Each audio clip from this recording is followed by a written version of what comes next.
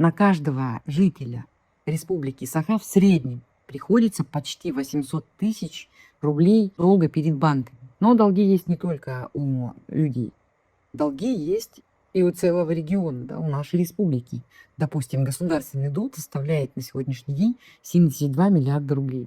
Это столько мы должны Кремлю, несмотря на то, что мы якобы считаемся кладовой Российской Федерации, несмотря на то, что у нас огромные природные запасы. При этом растет задолженность по зарплатам. Уже есть случаи невыплаты зарплат многомесячные. Здесь, конечно же, возникает закономерный вопрос, как так получается, что Республика Саха, богатая на природные ресурсы, оказывается в такой долговой яме. Ответ очевиден. Кремль специально загоняет Республику Саха в долги. Для того, чтобы вот все это напряжение, все это давление создавалось, да, невыплаты зарплат, задержки и тому подобное. Да. Конечно же, единственный способ для того, чтобы расплатиться и нормально поддерживать жизнь своей семьи, мужчине, что делать?